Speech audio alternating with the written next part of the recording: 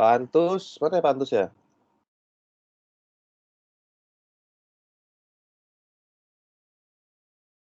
Pak Antus hadir juga itu Pak. Iya, Tempat selamat tapi sore nomor Pak. tidak. Hadir.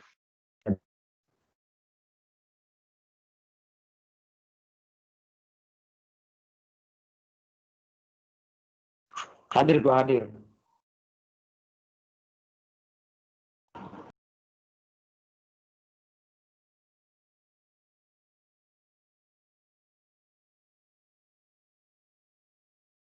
Halo?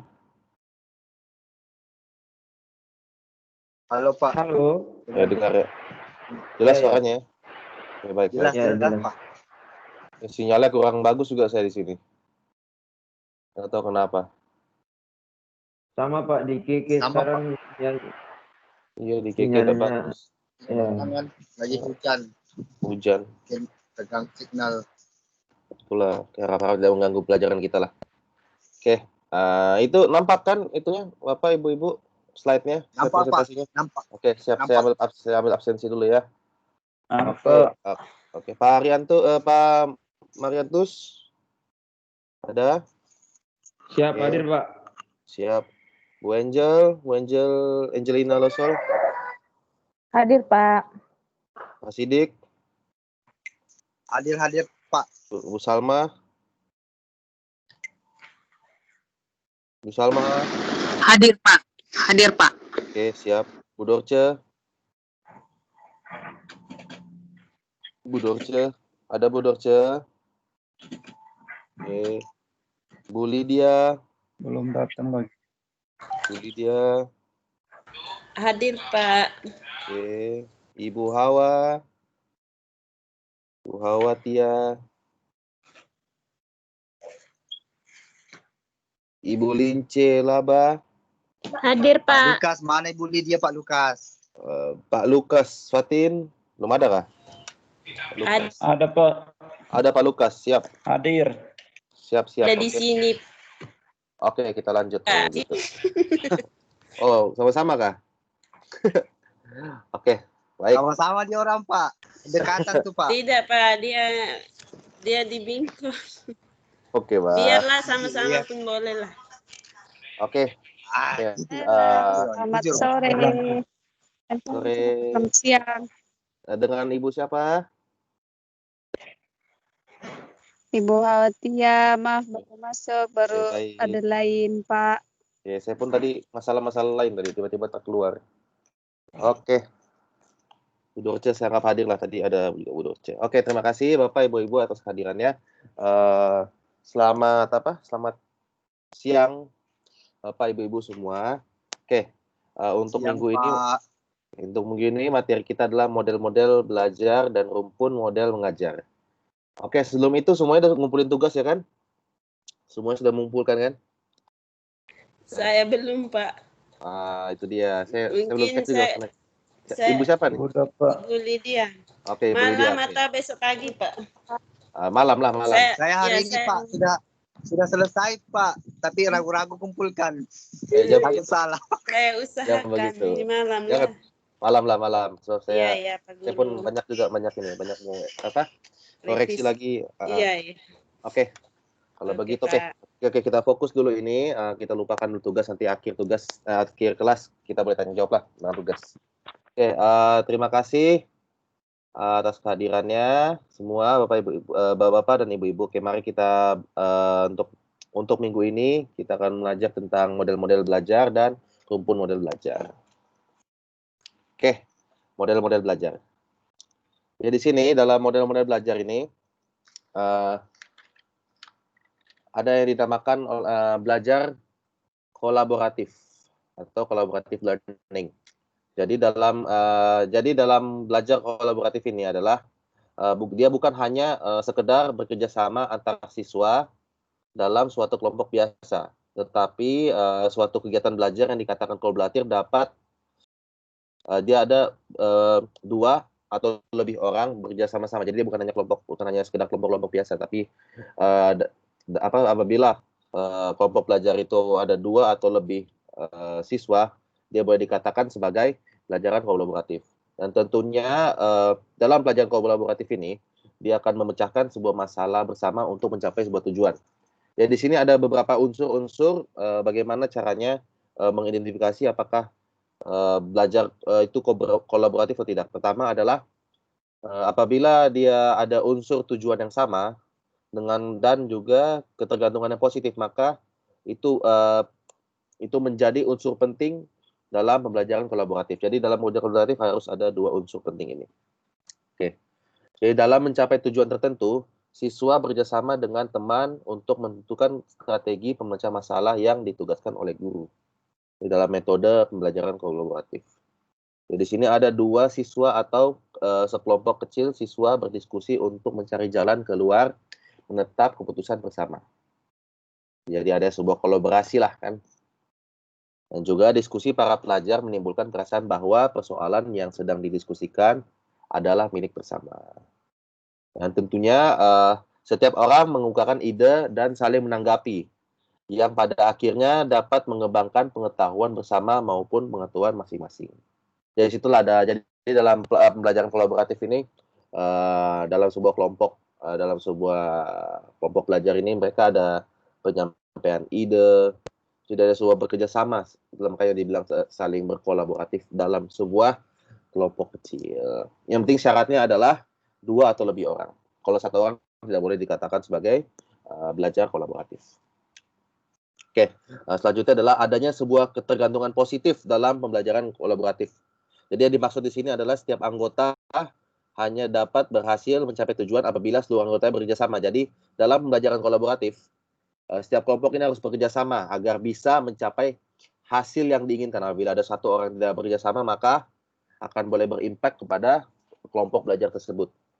Oke, jadi dengan demikian dalam belajar kolaboratif, ketergantungan individu sangat tinggi.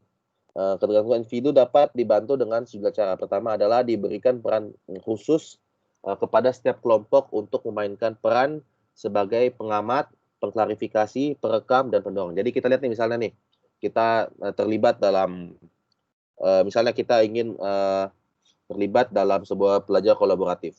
Kita tentukan siapa yang menjadi pengamat di situ, siapa pengklarifikasi, perekam, dan siapa pendorong dalam sebuah kelompok ini. Jadi mereka punya tugas masing-masing. Jadi dia equal dan dia akan saling bergantungan di antara satu sama lain. Jadi tidak ada yang pasif, tidak ada murid yang pasif dalam mengerjakan tugas, atau mungkin ada sebuah tugas yang diberikan oleh guru, satu tidak mengerjakan apa-apa, yang satu aktif. Oleh sebab itu kita harus mendorong, kita harus memberikan peran khusus kepada anggota-anggota kelompok dalam metode pembelajaran kolaboratif. Misalnya contoh begini, bagilah tugas menjadi sub-sub tugas yang diperlukan untuk melengkapi keberhasilan tugas. Jadi setiap kelompok diberi suatu tugas, hasil kemudian diputuskan bersama oleh anggota kelompok. Misalnya mengkaji tentang demokrasi. Jadi pertama, siapa sih yang akan membuat sejarah tentang demokrasi? Siapa yang ingin membuat latar belakang demokrasi? Terus siapa yang akan membuat perkembangan demokrasi dan sebagainya. Jadi adanya sebuah interaksi dalam sebuah kelompok di situ. Jadi tidak hanya 1 orang saja mengerjakan, yang lain pasif. Jadi semua harus terlibat. Dan akhirnya hasil akhirnya kan digabungkan dan dibentuk sebuah karya. Jadi akan disetujui oleh semua anggota kelompok. Itulah metode dalam belajar kolaboratif dalam model-model belajar. Oke. Selanjutnya, dalam menerapkan belajar kolaboratif ini, kita harus memperhatikan prinsip-prinsip belajar sebagai berikut. Pertama adalah mengajarkan keterampilan kerjasama. Kedua, mempraktikkan. Bagaimana cara mempraktikkan sebuah keterampilan kerjasama itu. Dan balikan diberi dalam hal seberapa baik keterampilan digunakan. Dan yang kedua adalah kegiatan kelas ditingkatkan untuk melaksanakan kelompok yang komprehensif. Dan ketiga, individu-individu diberikan tanggung jawab untuk kegiatan belajar dan perilaku masing-masing. Jadi strategi yang berkaitan dengan ketiga prinsip tersebut tidak eksklusif. Namun jika dilaksanakan dengan cara siklus, misalnya menunjukkan keterampilan kooperatif sekaligus melaksanakan komprehensif dan tanggung jawab. Jadi tiga cara ini dia harus dilakukan dengan cara kolaboratif. Karena apabila tidak dilakukan secara kolaboratif, maka model-model belajar atau cara pengajaran itu tidak akan signifikan. Oke, kedua adalah manfaat belajar kolaboratif. Jadi ini ada beberapa manfaat tentang belajar kolaboratif. Pertama adalah meningkatkan pengetahuan anggota kelompok karena interaksi dalam kelompok merupakan faktor pengaruh terhadap penguasaan konsep. Dan yang kedua adalah pembelajar. Sebuah pembelajar dia akan belajar memecahkan masalah bersama dalam kelompok. Apabila misalnya teman yang kesusahan, dia boleh dia boleh saling mengajar di satu sama lain. Jadi adanya sebuah interaksi dalam sebuah kelompok. Dan tentunya memupuk rasa kebersamaan antar siswa. Setiap individu tidak dapat lepas dari kelompoknya. Maka perlu mengenali sifat pendapat yang berbeda dan mampu mengelolanya. Selain itu, hakikat manusia sebagai makhluk sosial, mereka tidak dapat menyadari melainkan memerlukan orang lain dalam hidupnya. Jadi sini ada sebuah interaksi. Interaksi saling memerlukan, saling kebersamaan, dan tentunya tidak boleh lepas juga apabila dalam pembelajaran tidak boleh lepas daripada kelompoknya. Oke. Dan yang keempat adalah meningkatkan keberanian memunculkan ide atau pendapat untuk memecahkan masalah bagi setiap individu yang diarahkan untuk mengajar atau memberi tahu kepada teman kelompoknya jika mengetahui dan menguasai permasalahan. Dan juga kelima adalah memupuk rasa tanggung jawab individu dalam mencapai tujuan bersama dalam bekerja agar tidak terjadi tumpang tindih atau perbedaan pendapat dan prinsip.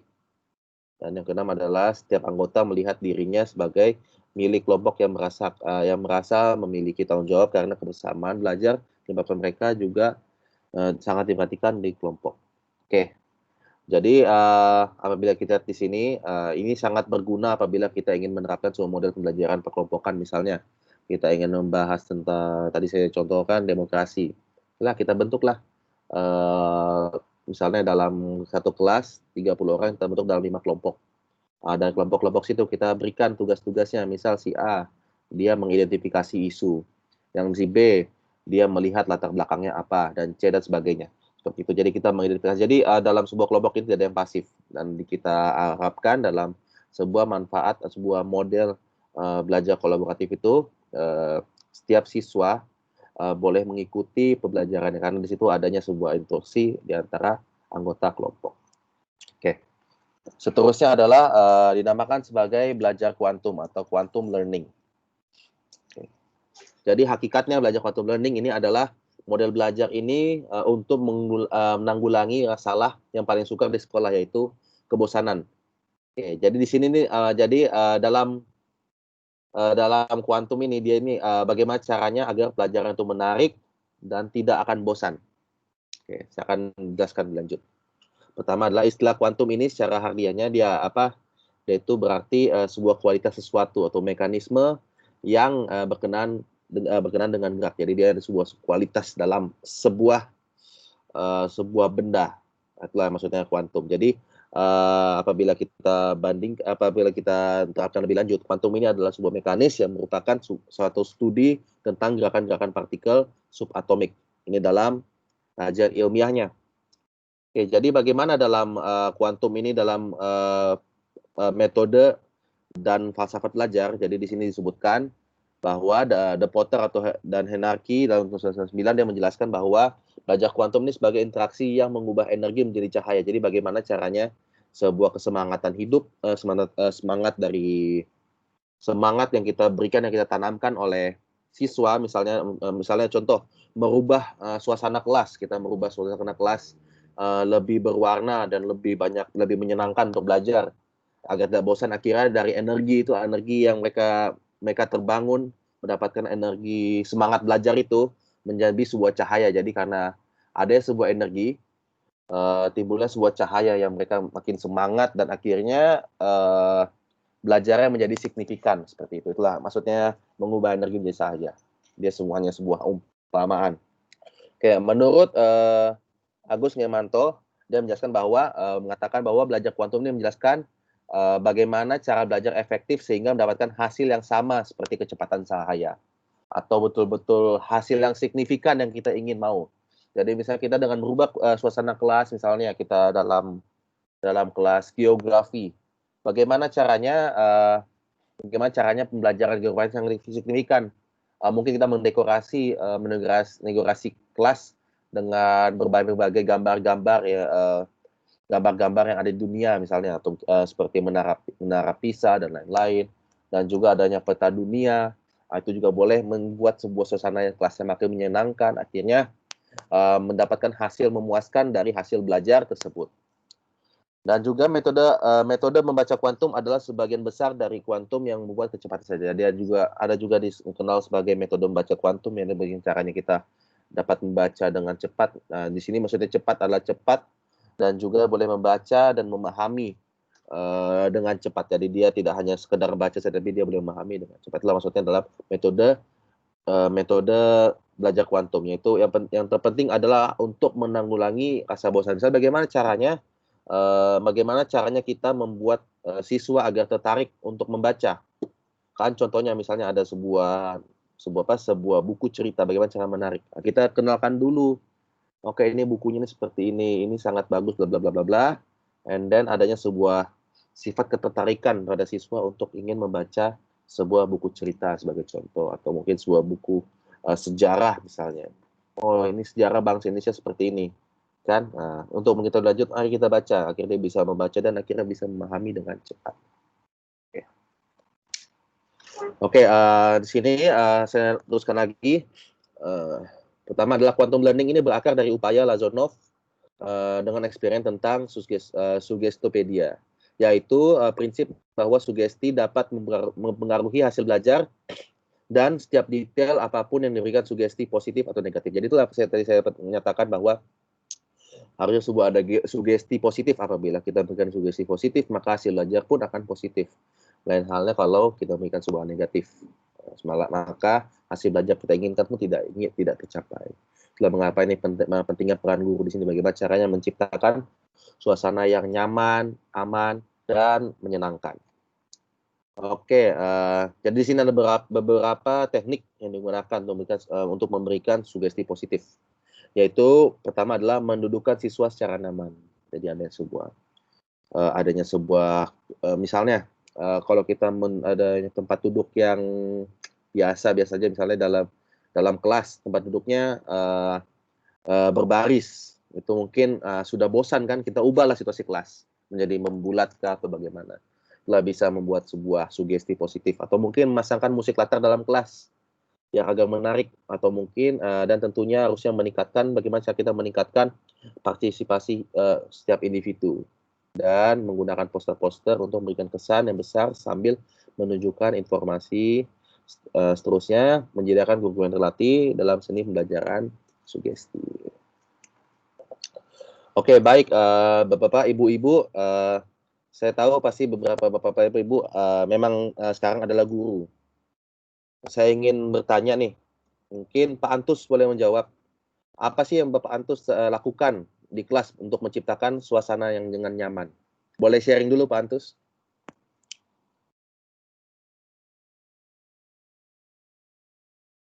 Yuk, Pak Antus. Halo. Atau Ibu Angel, boleh siapa-siapa? Untuk menimbulkan suasana yang nyaman, Pak. Ya, dalam kelas. Apa sih langkah-langkah Ibu yang Ibu lakukan misalnya dalam kelas? Di dalam kelas, selalunya menimbulkan suasana yang ceria, Pak, di dalam kelas.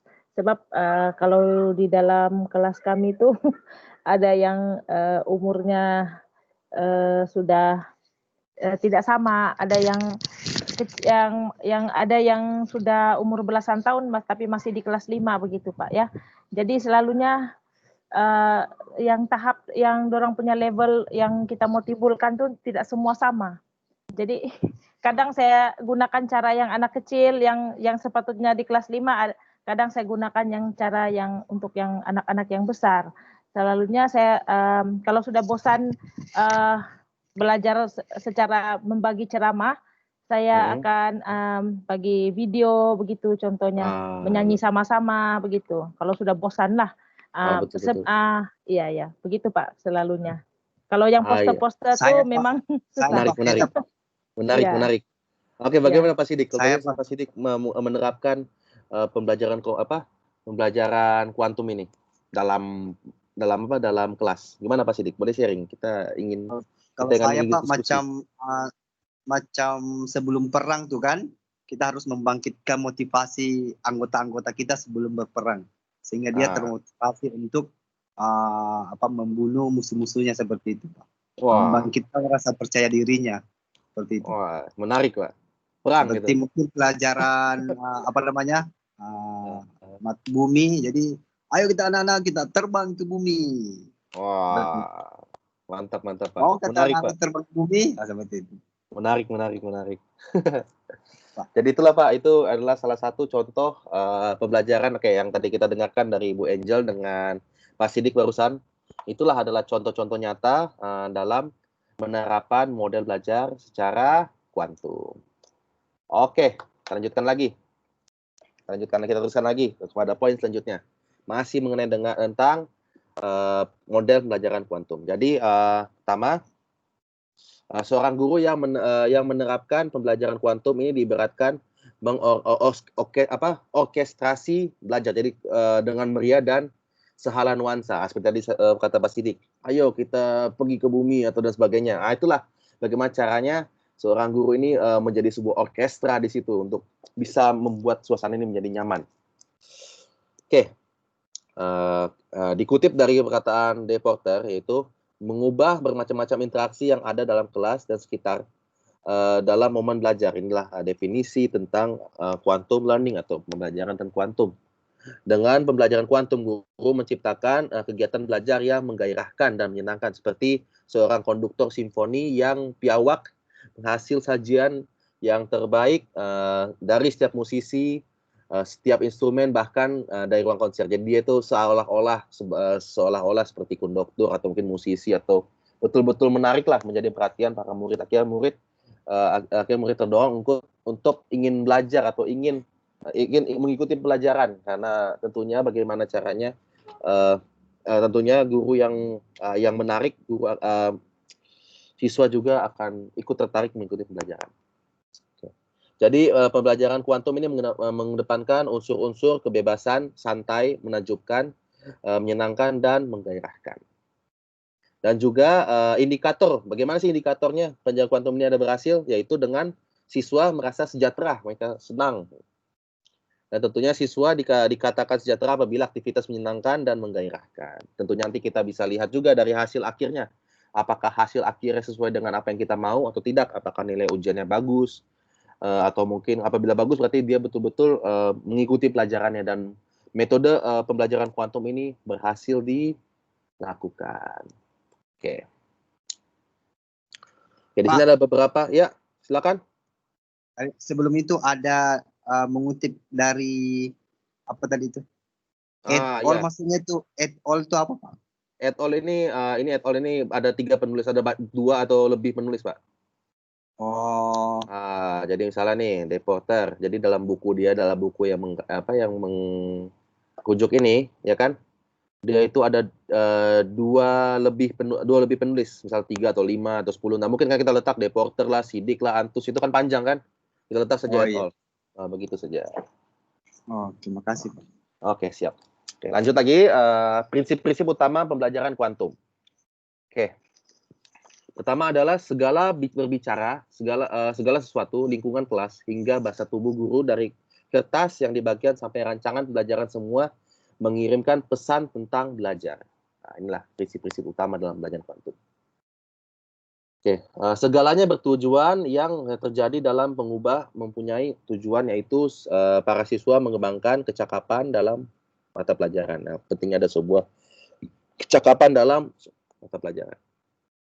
Dan juga tentunya berangkat dari pengalaman. Proses belajar paling baik terjadi ketika siswa telah memahami informasi sebelum memperoleh label yang sesuatu yang dipelajari. Itulah kenapa bagaimana cara kita jelaskan dulu ini itu, seperti tadi kata Ibu Angel kan, kita jelaskan dulu ini, and then Pas kita jelaskan baru kita terangkan lagi.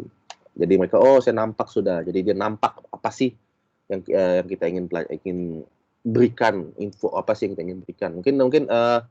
Mungkin berada pengalaman, mungkin kita boleh buat sebuah video kan, tayangan video dulu sebelum mengajar. Habis setelah video baru kita ajarkan tentang, misalnya video tentang hak asasi manusia ya kan, tentang bagaimana sih sejarah-sejarahnya. Nanti setelah video itu selesai diputar, baru kita jelaskan tentang hak asasi manusia. Habis itu baru kita tanya jawab dengan murid kita. Oke, biar tidak ada rasa bosan di situ. Apabila nonton video pasti ada tertarikan untuk belajar kan. Dan tentunya hargai setiap usaha belajar mengandung resiko. Belajar berarti melangkah keluar dari kenyamanan. Jadi saat siswa mengambil langkah ini, mereka patut mengambil pengakuan atas kecakapan dan percaya dirinya. Itu memberikan pengakuan tersebut harus kuat dan konkret seperti kata bagus, hebat. Jadi ada sebuah, misalnya kita berikan pujian, bagus, baik, hebat, itu karena itu sudah biasa kan digunakan oleh guru, tapi dan kurang jelas maksudnya apa. Jadi untuk bagaimana cara kita menciptakan suasana pembelajaran yang menyenangkan, kita harus jelas tujuannya. Kalau sekedar muji saja mungkin mereka kurang termotivasi. Bagaimana dengan caranya kita kita boleh buatkan pujian seperti ini. Misal dia telah menulis paragraf bagus. Oh ya, bagus. Paragraf kamu yang tulis sangat bagus sekali. Atau mungkin ada murid yang telah menjawab dengan penyampaian tepat. Ya kan? Kita tidak mungkin, oh hebat si A. Tidak, kita boleh jelaskan. Oh, jawaban kamu tepat sekali, betul sesuai dengan ibu yang ibu inginkan. Bukan seperti itu. Jadi adanya sebuah interaksi di situ. Jadi jelas maksud pujian atau ucapan kita pada anak. Itulah ini pentingnya ada sebuah kecakapan dalam pengakuan atau mungkin dalam pemberian akuan kepada murid. Dan tentunya dengan hal ini, apabila kita terapkan ini, anak akan jadi tahu apa sih apa yang mereka dapat penghargaan itu apa, mereka tuh mendapat penghargaan apa, seperti itu. Dan juga yang kelima adalah rayakan setiap keberhasilan. Seperti contohnya perayaan memberikan umpan balik tentang kemajuan belajar dan meningkatnya asosiasi emosi yang positif. Sebagai guru kita layak mendapatkan bibit-bibit kesuksesan dan selalu menghubungkan belajar dengan perayaan, karena perayaan membangun keinginan untuk sukses. Bentuk perayaan, jadi contoh-contohnya misalnya bentuk perayaannya misalnya tepuk tangan. Oh pasti misalnya siapa nih, si A, oh hebat sekali menjawab soalannya, tepuk tangan semua dan sebagainya. Jadi dia lah bisanya. Jadi ini bagusnya adalah untuk sebuah penguatan agar dan tentunya ini bisa membangun motivasi mereka untuk belajar. Itulah yang ditekankan oleh metode pembelajaran kuantum. Jadi ini ada beberapa manfaat pembelajaran kuantum. Yaitu pertama adalah suasana kelas yang menyenangkan sehingga siswa bergairah untuk belajar. Dan yang kedua adalah siswa dapat memanfaatkan segala sesuatu yang ada di sekelilingnya sebagai pendorong belajar. Dan yang ketiga adalah siswa belajar sesuai dengan gaya belajar masing-masing. Dan yang terakhir adalah apapun yang dilakukan oleh siswa sepatutnya dihargai. Inilah contoh-contoh dari pembelajaran kuantum, manfaatnya pembelajaran kuantum. Oke. Dan yang ketiga adalah metode pembelajaran kooperatif atau bisa disebut sebagai cooperative learning.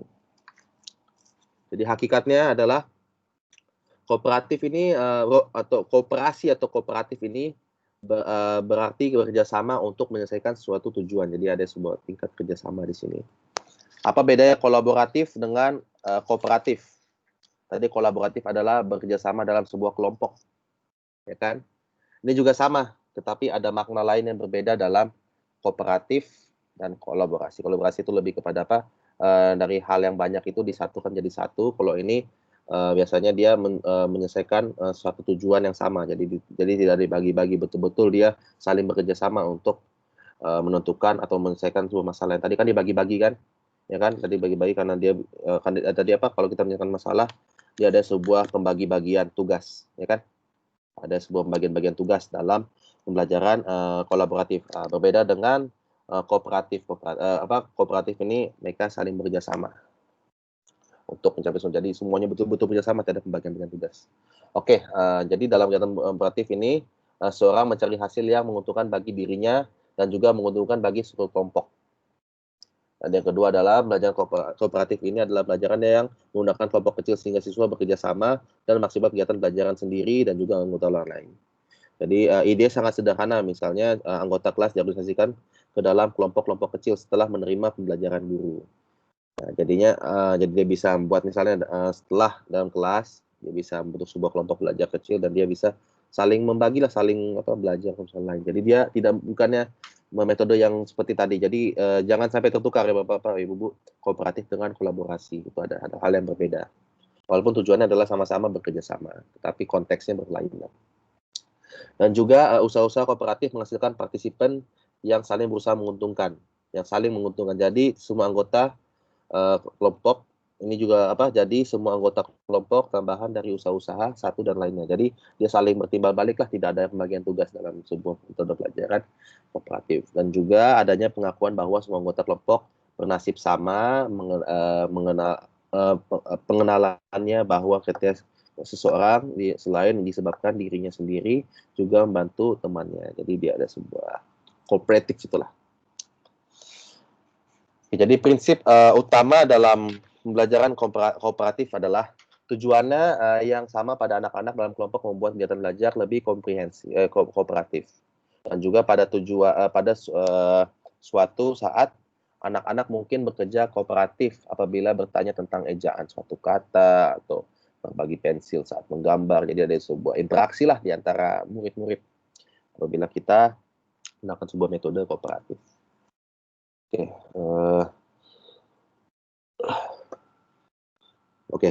Oke.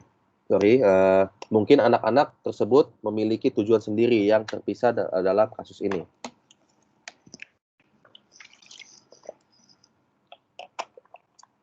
Dan jika suatu kelas bekerja sama dalam suatu permainan, tujuan kelompok adalah menghasilkan suatu permainan yang menyebabkan anak-anak lainnya senang atau mengasosiasi kelompok itu.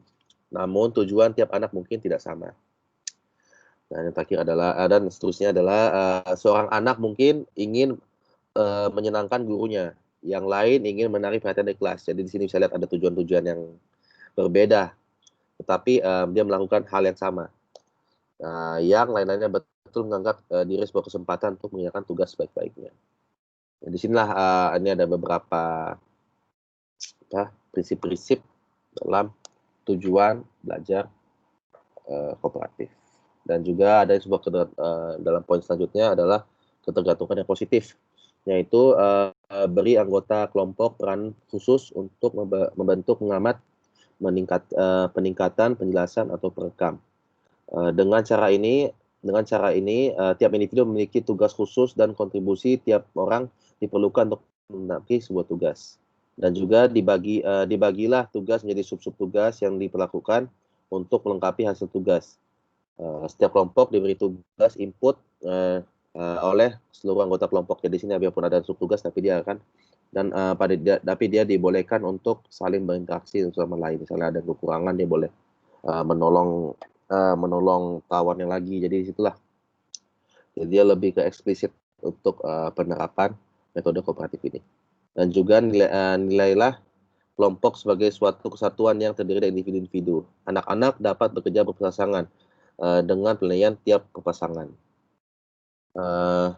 Dan juga struktur tujuan kooperatif dan kompetitif dapat dikoordinasi dengan menggunakan kelompok belajar kooperatif, yaitu menghindari pertentangan satu sama lainnya. Dan seterusnya adalah ciptakan situasi fantasi yang dijadikan kelompok belajar bersama untuk membangun kekuatan imajinatif dengan aturan yang ditetapkan oleh situasi. Misalnya, kamu di suatu pulau dan harus menciptakan rumah, petani, dan masyarakat yang mencakupi diri sendiri. Ini ada sebuah cakupan atau pengandaian dalam sebuah ketergantungan positif pada pembelajaran kooperatif. Di sini ada beberapa manfaat tentang belajar kooperatif. Yang pertama adalah meningkatkan hasil belajar dan pelajar. Yang kedua adalah meningkatkan hubungan antar kelompok. Belajar kooperatif memberikan kesempatan kepada setiap siswa untuk berinteraksi dan mengadaptasi dengan teman satu tim untuk mencerna materi pembelajaran. Dan seterusnya adalah meningkatkan rasa percaya diri dan motivasi belajar. Belajar kooperatif dapat membina sifat kebersamaan, peduli satu sama lain, dan tegang rasa, serta mempunyai rasa andil terhadap keberhasilan tim. Dan juga menumbuhkan realisasi kebutuhan pembelajaran pembelajar untuk belajar berpikir, belajar kooperatif dapat ditetapkan untuk berbagi materi ajar seperti masalah yang rumit, pelaksanaan kajian proyek, dan latihan memecahkan masalah. Poin selanjutnya adalah memadukan dan menerapkan pengetahuan dan keterampilan, dan juga meningkatkan perilaku dan kehadiran kelas, serta dalam belajar kooperatif ini relatif murah, keren, tidak memerlukan biaya khusus untuk menerapkannya, karena kita diadakan di kelas ini berbanding dengan yang tadi yang pada pelajaran kuantum ini memerlukan biaya, karena kalau kita buat poster, membuat misalnya beli peta dan sebagainya, itu akan lebih memerlukan biaya. Kalau kooperatif ini tidak perlu sama sekali. Oke. Jadi apa sih perbedaannya belajar kooperatif dengan belajar kelompok? Nah, ini ada beberapa poin di sini. Pertama adalah belajar kooperatif ini memiliki beragam model dan teknik. Jadi ada beberapa teknik. Sedangkan dalam belajar kelompok ini hanya memiliki suatu model, yaitu beberapa siswa tergabung dalam sebuah kelompok, itu saja. Dia tidak ada kelompok, dia tidak ada teknik misalnya pembagian sub-sub tugas, atau mungkin bagaimana caranya untuk menggapai sebuah objektif yang sama. Nah, itulah perbedaan belajar kooperatif dan belajar kelompok. Dan seterusnya adalah memiliki struktur jumlah teknik yang tertentu. Dan dalam belajar kelompok adalah memiliki satu cara, yaitu menyelesaikan tugas tertentu bersama-sama.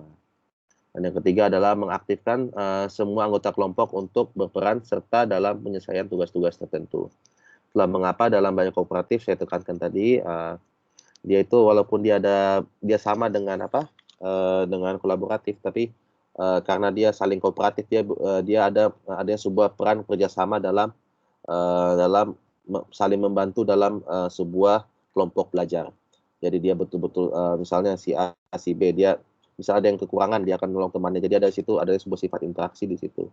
Berbeda dengan belajar kelompok, itu menimbulkan gejala ketergantungan antara anggota kelompok.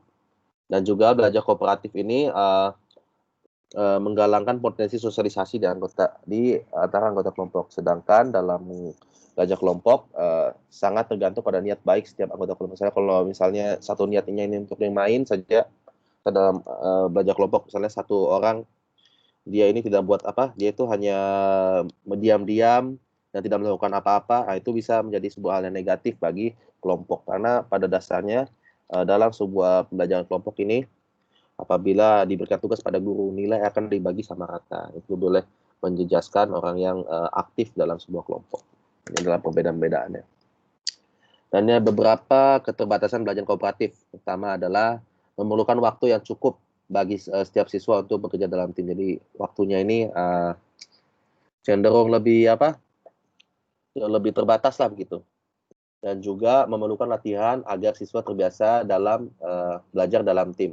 Jadi apabila siswa tidak biasa belajar tim, maka metode ini sia-sia, karena pasti yang dulunya asalnya kita berkenan untuk menjadikan sebuah pembelajaran kooperatif malahan jadi sekedar pembelajaran kelompok biasa.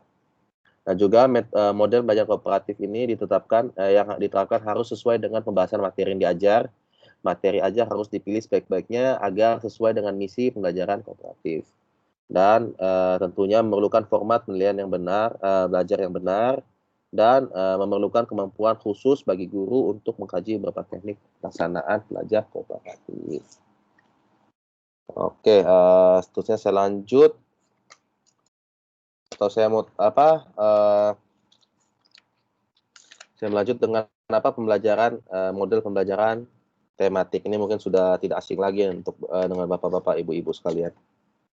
Oke, jadi dalam pembelajaran belajar tematik ini dapat didefinisikan sebagai suatu kegiatan belajar yang dirancang sekitar ide pokok atau jadi ide pokok itu bisa bentuk sebuah tema dan dia melibatkan beberapa bidang studi atau mata pelajaran yang berkaitan dengan tema. Jadi ada sebuah tema di situ kan, misalnya temanya pelestarian lingkungan alam. Nah, itu apa saja dalam situ, misalnya ada bahasa Indonesia, ada IPA dan sebagainya. Itulah, jadi dia ada sebuah tema. Ini mungkin saya rasa sudah tidak asing lagi untuk Bapak-bapak, Ibu-ibu sekalian. Kita refresh balik aja lah.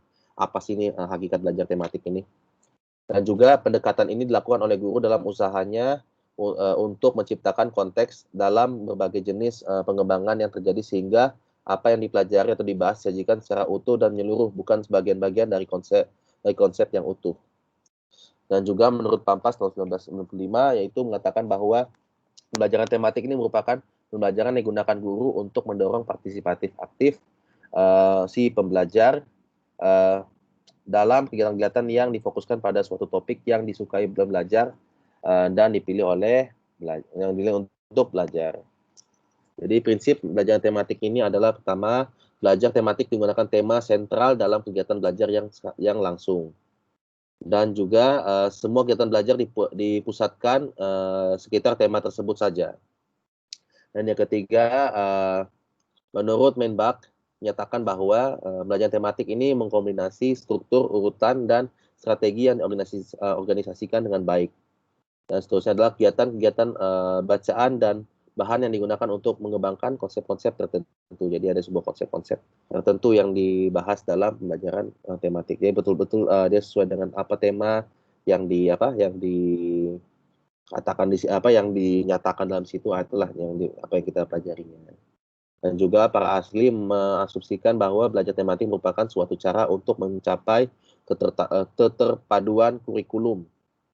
Dan juga menurut Beckhart lagi, yaitu dalam pembelajaran bahasa, unit tematik merupakan suatu kerangka yang isi pembelajaran bahasa keseluruhannya. Jadi dia ada sebuah membaca, menulis, dan pembelajaran dan berbicara. Dan menurut Pampas juga mengatakan bahwa pembelajar tematik mencerminkan pola-pola berpikir, tujuan, dan konsep-konsep umum di bidang ilmu. Jadi ini sangat sesuai untuk pembelajaran sekolah dasar, karena dia ini harus adanya sebuah keterpaduan dalam sebuah kurikulum. Jadi karena sebagai guru sekolah dasar, kita harus pahami bahwa karena kita adalah guru kelas, jadi kita sangat efisien apabila kita mengajarkan sebuah pelajaran secara tematik. Jadi ini ada beberapa karakteristik pembelajaran tematik, yaitu pertama adalah memberikan pengalaman langsung dengan objek-objek yang nyata bagi pembelajar untuk menilai dan memanipulasinya. Yang kedua adalah menciptakan kegiatan di mana anak menggunakan semua pemikirannya. Ketiga adalah membangun kegiatan sekitar minat umum pembelajar. Dan seterusnya adalah membantu pembelajar mengembangkan pengetahuan dan keterampilan baru yang didasarkan pada apa yang telah mereka ketahui dan kerjakan. Yang kelima adalah menyediakan kegiatan dan kebiasaan yang menghubungkan semua aspek perkembangan kognitif, emosi, sosial, dan fisik. Dan tentunya dalam belajar tematik ini adalah mengakomodasikan kebutuhan pembelajar untuk bergerak dan melakukan kegiatan fisik, interaksi sosial, kemandirian, dan harga diri yang positif tentunya. Serta memberikan kesempatan bermain untuk menerjemahkan pengalaman ke dalam pengertian. Dan juga menghargai perbedaan waktu, latar belakang budaya, dan pengalaman di keluarga yang dibawa belajar ke kelasnya. Serta menemukan cara-cara untuk melibatkan anggota keluarga pembelajar. Jadi di sini pun ditekankan lagi bahwa perlunya pembelajaran tematik khususnya di SD, yaitu pada dasarnya siswa SD kelas awal memahami suatu konsep secara utuh, baik itu global maupun dari tahap tematis ya. Dan sehingga waktu makin meningkatnya kecerdasan dan makin terperinci serta spesifik pemahaman terhadap konsep tersebut. Jadi dalam siswa SD kelas awal mengembangkan kecerdasan secara komprehensif, semua unsur kecerdasan ingin dikembangkan sehingga muncul konsep pentingnya multiple intelligence untuk dikembangkan, atau dia dapat belajar multidisiplin yang sangat jadi dia hanya bisa dia harus belajar dituntut untuk belajar semua hal, semua benda. Itulah sangat efisien apabila kita menggunakan teori metode tematis, karena dia sesuai dengan apa yang di sekitar kita. Jadi dia nampak apa sih, misalnya kita belajar ekonomi, dia akan menceritakan tentang itu sekaligus menceritakan matematika dan juga bagaimana cara pasar itu bekerja. Nah, seperti itu kira-kira. Dan juga nyataan hidup sehari-hari menampilkan fakta yang utuh dan tematis. Dan tentunya dalam tematis ini ada konteksnya. Dan guru SD adalah guru kelas dan akan lebih mudah mengajar satu konsep secara utuh dan akan sulit mengajar sub-sub konteks secara terpisah-pisah. Itulah kenapa pentingnya pembelajaran tematik yang diterapkan dalam SD. Tentunya ada beberapa manfaat juga dalam belajar tematik. Yaitu pertama adalah dalam belajar tematik ada perubahan peran guru dari seorang pemimpin dan penyedia kebijakan serta pengetahuan fasilitator, pembimbing, penantang, memberi saran, dan koordinator. Jadi ada sebuah peran guru dalam sini. Yaitu pertama adalah pembelajaran tematik menghadapkan pembelajar pada arena yang realistik karena dia nampak apa sih yang telah di sekitar mereka. Dia berdasarkan sebuah tema. Dan tentunya mendorong pelajar untuk memanfaatkan suatu konteks dan literatur yang luas. Jadi boleh melatih seorang pelajar untuk berpikir lebih luas lagi. Tidak hanya sempit dalam satu pelajaran saja. Itulah kenapa pentingnya diterapkan untuk siswa SD, karena siswa SD ini dia masih cenderung melihat apa yang di sekitar mereka. Mereka belum ada mereka belum tidak ada intern untuk mengeksklusifkan sebuah pembelajaran atau memfokuskan sebuah pelajaran saja. Kenapa pembelajaran tematik ini sangat dinilai sangat signifikan dalam pembelajaran sekolah dasar, khususnya di kelas rendah. Jadi pembelajaran ini juga membantu pelajar melihat hubungan antara ide dan konsep, serta dengan demikian akan meningkatkan pemahaman pembelajar terhadap apa yang dipelajarinya. Dan di samping itu juga belajar tematik juga memberikan kesempatan yang nyata kepada pembelajar untuk membentuk latar belakang informasi sendiri dalam rangka membangun pengetahuan baru. Nah, jadi karena dia tahu situasinya, dia bisa nampak apa sih yang berlaku dalam pembelajaran ini, dia bisa menyatakan ide-ide sendiri juga, karena mereka sudah nampak dia tidak ada rasa ragu, karena ini tematik juga khususnya juga dia juga menerapkan sebuah pembelajaran yang berbasis pengalaman. Dan tentunya belajar tematik juga selain memperhatikan kompetensi dengan bahan ajar juga perlu memerhatikan logika, estetika, etika, kinestetika, serta life skills seperti personal skills, social skills, academic skill, thinking skill, dan vocational skills dalam pelajaran tematik. Oke, Bapak-Bapak, Ibu-Ibu, mungkin saya ingin membuat sebuah diskusi sejenak. Ada berapa mahasiswa di sini yang sekarang sudah terlibat dalam proses mengajar atau sudah menjadi guru dalam kelas? Oke. Boleh sebutkan nama? Saya, Pak. Oke, Bu Angel, pasti Pak Antus, Pak Sidik, Ibu Hawa, siapa lagi ya? Bu Lince. Bu Lince kan, Bu Lince. Oke, beginilah. Bagaimana sih pendapat Bapak-Bapak dan Ibu-Ibu sekalian tentang belajar tematik? Apakah betul yang dinyatakan oleh teori ini atau mungkin ada sedikit kekurangan dalam mempelajari pembelajaran berbasis tematik? Silakan, apakah ada yang ingin sharing? Yuk, Betul, Pak. Oke, silakan Pak Sidik. Jadi apa yang tadi Bapak jelaskan dari awal sampai sekarang, semua apa yang kita ajarkan semuanya sama persis yang seperti kita ajarkan dan lalui di dalam pembelajaran di sekolah, Pak. Ada nggak pengalaman atau mungkin ada kendala? Apa sih kendalanya? Karena saya sendiri saya tidak terlibat langsung dalam proses mengajar di SD. Jadi saya juga ingin tahu apa sih yang terjadi di lapangan sesungguhnya, khususnya dalam pembelajaran berbasis tematik ini. Ya, silakan lanjutkan, Pak. Cuman kendalanya apa ya? Kendalanya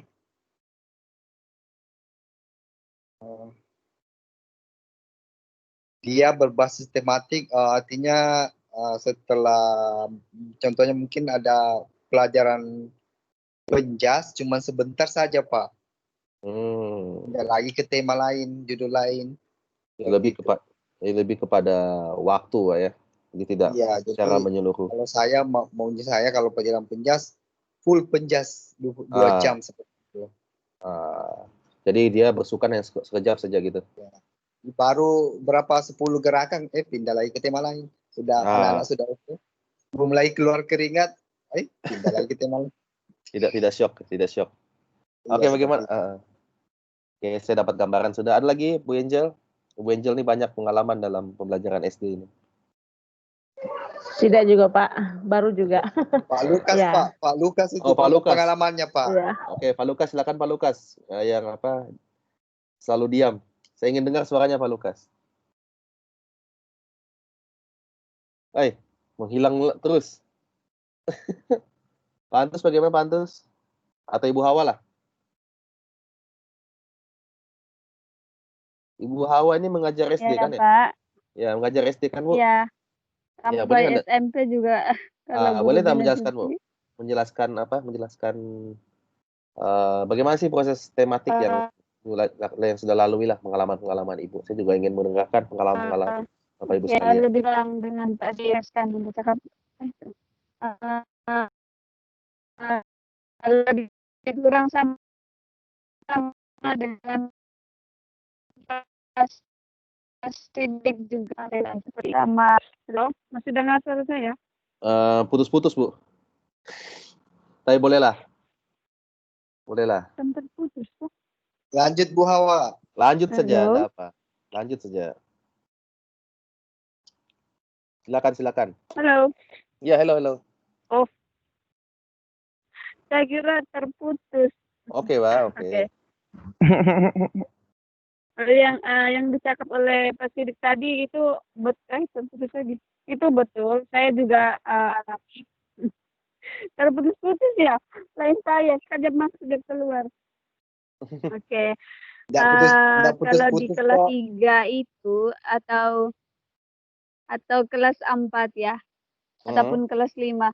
Mereka itu agak kesusahan. Contohnya kalian mencari temanya. Kan disuruh terus cari tema, hanya membaca and then cari tema. Itu mereka agak kesusahan di situ tuh.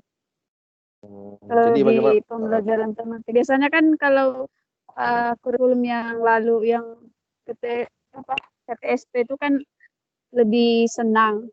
Mereka lebih paham daripada di situ. Kalau yang di sini itu mengasah otak mereka betul-betul. Jadi tapi apa langkah Ibu, Bu? Apakah Itu, mengubah pengalaman saya di mengajar. Atau mungkin mengubah dari proses tematik itu kita ubah dari misalnya kita menggunakan approach pendekatan kooperatif mungkin di situ. Kan jadi mereka akhirnya bekerja kelompok untuk menentukan tema apa gitu.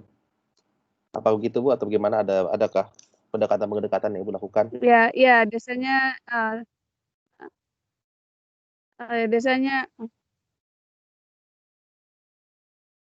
kayak yang biasanya saya lakukan kerja kelompok begitu, ataupun saya bagi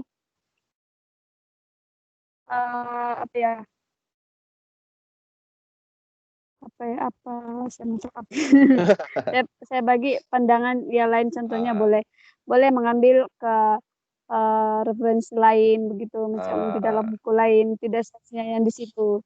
Iya. Paham. Itu sebagai contoh, bukan juga ini yang kerjakan ya, bukan, tapi menjelaskan begitu. Dan ketawa Bapak Antus, Pak Antus ini. Oke, Pak Antus, silakan Pak Antus. Saya ingin mendengarkan dari Pak Antus. Ide brilian Pak Antus. Pak Antus macam diam nih, macam hilang dia punya connection. Pak Antus tidur itu. Oke lah, kalau begitu. Hilang dari radar. Oke, kalau begitu, apakah ada pertanyaan tentang metode-metode yang tadi saya jelaskan lagi sebelum kita beralih kepada topik selanjutnya, yaitu topik selanjutnya adalah tentang rumpun model belajar. Saya Pak. Oke, silakan Pak Sidik. Ini yang pertama tadi itu tentang komprehensif dengan kombinasi, maksudnya apa tuh? Kalau kombinasi macam apa? Kolaborasi dengan ekoboloratif dengan apa Pak? dengan ini apa tadi yang saya sebutkan ya, dengan Kolaboratif, kooperatif. Kooperatif itu kolaboratif dengan oke. kombinasi Pak, kombinasi. Bukan Nggak sama kombinasi, ke itu. bukan kombinasi Pak, dia kolaboratif. Ya, maksudnya Nah, nggak sama ke itu Pak, kombinasi dengan dia hal yang sama, sebetulnya kurang lebih sama saja Pak, tapi kalau kooperasi dia menekankan kerjasama. Kalau kolaboratif ini sebuah keterlibatan Pak. Oh, begitu. Jadi siswa ini ditujukan agar mereka ini bisa terlibat semua. Misalnya ada Pak Sidik, Pak Antus, sama Pak Lukas kan. Jangan sampai salah satu dalam kelompok itu berdiam-diam diri saja. Jadi ada yang terlibat. Jadi saling terlibat dalam melakukan sebuah pembelajaran misalnya begitu. Jadi itulah kenapa namanya kolaboratif. Berbeda dengan yang tadi adalah kooperatif. Kooperatif pada mereka saling bekerja sama dalam menyelesaikan sebuah tugas dalam sebuah pembelajaran. Itu perbedaan itu Pak, perbedaan secara dasarnya seperti itu. Kolaboratif dengan kolaboratif dan juga kooperatif. Jadi kooperatif diambil dari kata ini kan collaboration kan atau keterlibatan. Nah, gitu Pak. Oh, oke Pak, makasih. Kalau kooperatif itu ya itulah kita saling bekerja sama, saling melengkapi gitu kan, saling melengkapi lah intinya. Gitu. Misalnya ada satu, saya bingung nih, saya tidak ngerti tentang demokrasi. Nah, terus ada Pak Lukas datang, oh tidak begitu, ini ada caranya begini, menjelaskan gitu. Jadi ada sebuah interaksi lah di antara ini. Nah, kalau kolaboratif itu ya bagaimana caranya agar kelas itu adanya bisa ada partisipasi lah gitu dalam kolaboratif. Jadi ada meningkatkan sebuah partisipasi dalam kelas. Jadi semua orang itu semua ini terlibat, semua murid terlibat dalam pembelajaran itu dalam kolaboratif. Oke, saling silakan. melengkapi begitu ya. Seperti kita Pak, saling melengkapi. Oke, ada Pak, ada yang mau share lagi Pak? Sharing apa ya? Soal kendala saja sih menyangkut pembelajaran tematik di sekolah. Memang kalau saya memang sangat kendala sistem kurikulum yang berlaku saat ini itu sangat kendala bagi sekolah yang ada di luar negeri, khususnya di Malaysia, Sabah, atau teman-teman yang di non-ladang atau ladang, itu sangat susah sekali. Kalau bisa pemerintah hapuskan ini kurikulum, kembalikan ke kurikulum 99 atau kurikulum tahun 2006 KTSP. Karena kenapa? Gurunya tidak bermasalah, gurunya pasti banyak mengakses sumber-sumber pembelajaran dari mana. Tapi yang bermasalah di sini adalah siswanya. Kenapa? Karena siswa tidak bisa mengikuti dan tidak bisa menyediakan media pembelajaran yang disampaikan oleh gurunya, diberikan oleh gurunya. Karena keadaan. Nah, contoh kecil misalkan, kalau kita lihat dari pembelajaran tematik ini sangat bagus sekali penerapan kurikulum seperti ini untuk melatih anak-anak atau siswa-siswi itu seperti siswa-siswi yang mandiri, kreatif, dan inovatif ya, seperti itu ya. Itu tujuan daripada pembelajaran tematik. Itu bagus sekali. Siswa artinya kalau KTSP itu guru yang mencari siswa untuk belajar dan mengajar. Tetapi kalau kurikulum 2013 atau tematik ini, siswa yang mencari guru untuk belajar dan mengajar. Seperti itu. Jadi guru hanya menyediakan saja media pembelajarannya. Hanya sekarang masalah ke siswanya. Siswa tidak bisa menyediakan itu. Karena keadaan di sini, keluar saja takut polis, Pak. Ya, betul. Mau beli barang saya di mana, Pak? Tidak bisa. Sementara siswa dituntut untuk belajar mandiri, menyediakan alat dan bahan dan sebagainya. Tapi kalau di Indonesia itu sangat bagus sekali kurikulum seperti ini karena memudahkan. Kemudahan itu sangat ada di sana. Tapi kalau di sini memang tidak bisa. Dulu saya bandingkan pencapaian dari tujuan pembelajaran mulai dari kurikulum 2013 dengan 2016 itu, peningkatan prestasi pembelajaran itu setiap siswa itu malah lebih meningkat itu di kurikulum 2016. 2006. Kurikulum KTSP. Iya. Nah, kan dulu sempat diubah. Dulu kan sempat diubah kan, Pak? Nah, diubah lagi. Jadi penjabaran dari materinya saja di situ sebenarnya tuh. Nah, yang lengkapnya itu di KTSP sebenarnya. Jadi anak-anak itu jauh lebih memahami dibandingkan dengan istilahnya kalau K13 sekarang ini materi spontan saja sebenarnya, penjabaran daripada materi KTSP gitu jadi lebih singkat lagi dibandingkan dengan KTSP. Tapi kalau penerapan kurikulum di luar negeri seperti Malaysia saat ini itu lebih bagus ke KTSP, itu lebih bagus karena anak-anak itu malah jauh lebih memahami dan pembelajaran itu lebih enak. Kalau di sini susah, anak-anak bingung, malah sekarang ini kebanyakan bingung anak-anak kalau belajar K13 apalagi ujian apa yang mereka mau isi. Jadi kalau saya seperti itu, hanya kalau kita belajar soal strategi pembelajaran seperti ini ya mungkin ada terobosan baru dari pemerintah untuk bagaimana kita sebagai guru itu membuat satu metode baru, model pembelajaran yang baru, terus menjadikan strategi-strategi pembelajaran yang kemudian kita bisa sampaikan kepada siswa di sini khususnya ya seperti itu. Karena saya itu tujuan jelas bahwa ketika kita selesai kuliah di sini, ya mungkin teman-teman yang lain berbeda ya, tapi kita kalau kuliah di sini kan kita masih mengabdi di sini istilahnya. Jadi bagaimana kita memanfaatkan hasil daripada perkuliahan kita ini untuk di sini seperti itu. Jadi kalau tidak ada, sama juga kita belajar materi dari Indonesia ya, kapan kita pulang ke Indonesia, ketika kita pulang ke Indonesia semua sudah lupa, Pak. Iya betul Pak. Iya kan, Pak? Iya, saya setuju. Apalagi sekarang keterbatasan itu Pak, dengan kurangnya gerak, ruang gerak juga, mereka juga kurang melihat dunia kan, mereka tidak, apalagi ada rasa takut lah atau apa begitu kan. Saya paham itu. Bagian Kementerian Pendidikan dan Kebudayaan ini, mereka pusatnya, sentralnya kayak Sekolah Indonesia Kota Kinabalu. Oke, fasilitasnya aman, nyaman, semua itu bisa diakses. Mereka pusatnya ke situ, tapi mereka tidak melihat di bagian CLC-nya itu. Yes, betul. Nah, yang permasalahan itu di bagian kementerian. Ini saya terus terang saja karena itu menjadi kendala kita. Mudah-mudahan pemerintah mendengar seperti itu kan. Nah sementara bukan kita mempersalahkan SIKK apa, hanya kurangnya persediaan atau penyediaan fasilitas belajar mengajar di SIKK itu kepada CLC-nya, makanya yang terkendala itu di CLC. Di CLC betul. Nah, jadi kalau kita bicara soal CLC, kalau misalkan contoh Bapak bertanya kepada kami yang sebagai guru CLC, kami menyampaikan di lapangan seperti itu.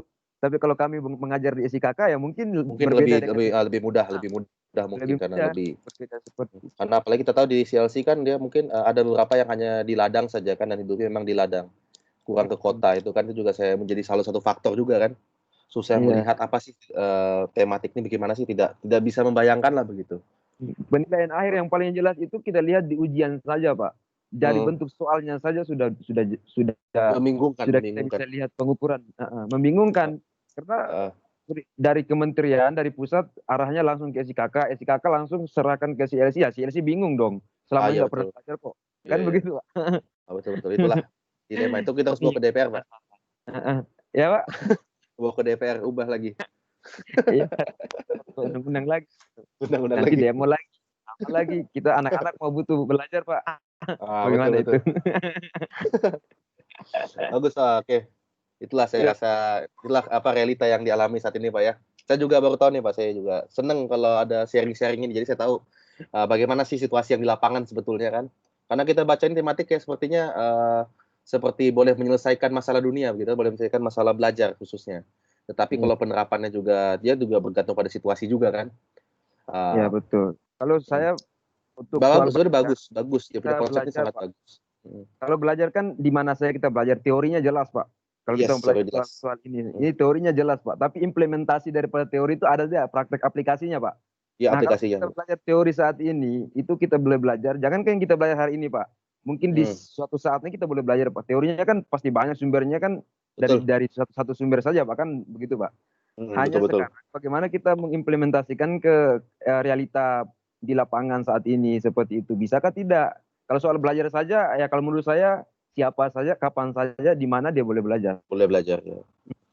Jadi lebih kepada implementasi dan bagaimana tahap pemahaman lah. Ya, sebab tidak karena untuk orang bisa paham pun bukan hal yang mudah kan. Apalagi dalam proses pembelajaran. Oke.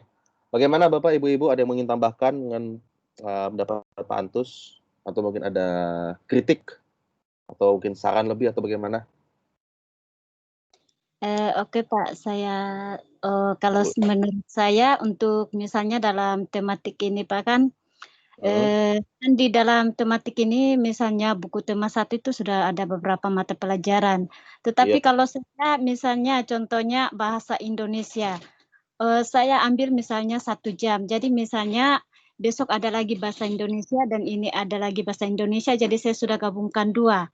Nah, misalnya ini hari ada juga masuk dalam matematika, tetapi besoknya ada matematika, jadi besoknya itu saya ke matematika. Nah, misalnya membuat soalan pun saya satukan, PKN, matematika, bahasa Indonesia. Kalau saya seperti itu, Pak. Jadi anak-anak pun agak mudah juga pikirnya. Ya, soal dari SKK itu memang agak sulit, Pak, karena misalnya nomor 1, 2, 3 mereka jawab lagi misalnya matematika. Terus nomor 4, 5, 6 lagi bahasa Indonesia dan seterusnya. Jadi saya kalau misalnya UTS dengan pemeriksaan itu ya saya buat seperti itu, Pak. Jadi adanya sebuah modifikasi gitu ya, modifikasi dari modifikasi ini Pak ya Bu ya, lebih pada kertas ujian ya. Misalnya nomornya diurutkan biar sama dengan apa yang ini temanya, sesuai dengan tema. Baik. Oke, Pak. Oke, bagaimana Bapak Ibu ada pendapat lain sebelum kita lanjut lagi ke rumpun model mengajar? Oke, 1, 2, 3, 4. Lanjut. Oke, lanjut. Oke, rumpun model mengajar. Oke, jadi di sini dijelaskan bahwa rumpun model sosial yaitu dalam pernyataan Joyce dan Weil tahun 2000. Jadi kita lupakanlah sekarang tematik, kita ke rumpun sekarang. Oke, jadi menurut Joyce and Weil tahun 2000 itu menyatakan bahwa model-model sosial dirancang untuk menilai keberhasilan dan tujuan akademik, termasuk studi tentang nilai-nilai sosial, kebijakan publik, dan pemecahan masalah. Ya, di sini dalam berbagai rumpun model mengajar, rumpun model sosial dipaparkan pertama kali karena pengembangan sosial pelajar sangat penting pada semua kegiatan pembelajaran. Jadi apabila pelajar bekerja sama yang menimbulkan energi kolektif disebut sinergi, maka dalam model mengajar ini, dalam model mengajar sosial ini diciptakan untuk membentuk masyarakat belajar. Jadi kegiatan terpenting dalam pengelolaan kelas sebenarnya merupakan pengembangan hubungan kooperatif dalam kelas. Jadi intinya dalam semua aspek-aspek ini untuk membentuk sebuah rumpun belajar ini harusnya pentingnya ada sebuah hubungan kooperatif. Jadi kita sudah bincang pasal kooperatif kan, bagaimana caranya ada sebuah tingkat kerjasama dan partisipasi aktif dalam kelas. Oke. Yang pertama, perlunya ada sebuah partner dalam belajar atau sebuah hubungan. Jadi sini akhir-akhir ini, Jadi akhir-akhir ini banyak dikembangkan oleh belajar kooperatif menjadi sebuah kemajuan besar dalam pengembangan strategi mengajar yang dibantu dari pembelajaran bekerja secara efektif. Di dalam panel belajar ini ada yang disebutkan sebuah konsep atau sebuah model kooperatif, dan juga prosedur belajar kooperatif ini bertujuan untuk membantu pembelajar lintas bidang studi, namun dalam suatu kurikulum. Dan tentunya mengembangkan rasa percaya diri, keterampilan sosial, solidaritas, serta tujuan belajar akademik untuk memperoleh informasi dan keterampilan melalui inquiry dan suatu disiplin akademik. Jadi sini adanya sebuah mengapa sangat dekat sebuah kooperatif dalam partner belajar. Partner ini bisa dalam hubungan dalam belajar. Dan kedua adalah investigasi kelompok menekankan pada rencana pengaturan kelas umum atau konvensional. Di sini ada sebuah rencana tersebut meliputi pendalaman materi yang terpadu secara kelompok, diskusi, dan juga perencanaan proyek. Jadi model ini merupakan bentuk sederhana dari belajar kooperatif. Jadi pada hakikatnya investigasi kelompok ini dapat digunakan untuk semua bidang studi dengan anak-anak berbagai umur, bahkan model sosial untuk seluruh sekolah. Dan model ini juga dirancang untuk membimbing, mendefinisi masalah dan menggali berbagai pandangan tentang masalah tersebut. Model ini dilakukan studi bersama untuk memperoleh informasi, ide, dan keterampilan-keterampilan yang secara simultan mengembangkan kompetensi sosial belajar. Dan di sini pentingnya peran guru dalam model ini adalah untuk mengorganisasi proses kelompok dan mendisiplinkannya, serta membantu pembelajar atau pelajar mengorganisasikan informasi. Dan juga ada beberapa rumpun sosial maupun model sosial lainnya, yaitu bermain peran. Jadi dalam bermain peran ini, guru mengajak pembelajar untuk memahami pengertian perilaku sosial. Misalnya contoh, perilakunya seorang guru, misalnya guru adalah untuk mengajar agar muridnya jadi pandai dan sebagainya. Dan juga tentunya peran dalam interaksi sosial dan cara-cara memecahkan masalah sosial dengan cara yang lebih efektif. Jadi peran, misalnya apa sih perannya Pak Polisi? Ya, seperti itu dia adanya sebuah.